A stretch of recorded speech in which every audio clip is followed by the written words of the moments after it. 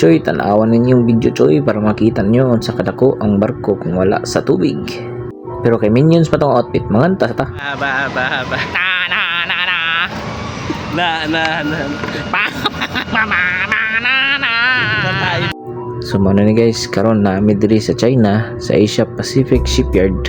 Nakay gayong tagawas diri sa ubos, bisig ang hinibawan ni second engineer kay naa ata sa engine room.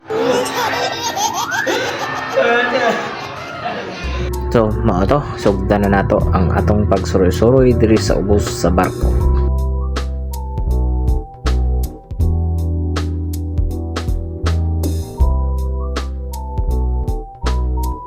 Diring dapita makita na to na napintalan na among barko og blue og itom, pero di pa na mao guys, anang itom ilisdan pa na siya og pula.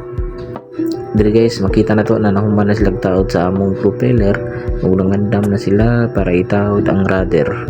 Nawon sa nakadako ang propeller sa barko. Away pakita na ko ninyo sa kadako ang propeller kontra sa tao.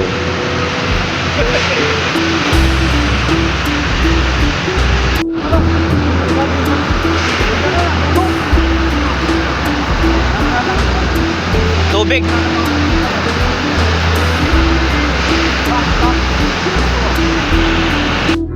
Galing dapita guys, galakaw na mi padung sa forward. Gikan sa luyo sa barko padung sa tubangan sa barko. Among lakton guys 366 meters raman. Di ba? Mubo ra kayo.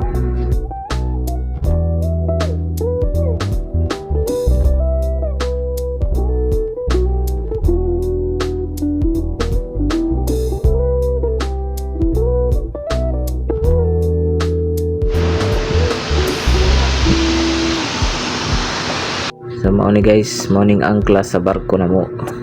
Dako kayo, grabe ka dako ba?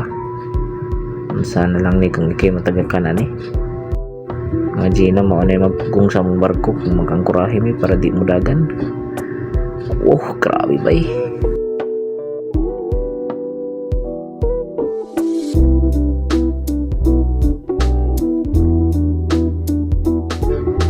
Pa-famous shot. Wow, kagwapo sa mong barko. Ay, kita ka na gwapo kayo. Liwat sa video.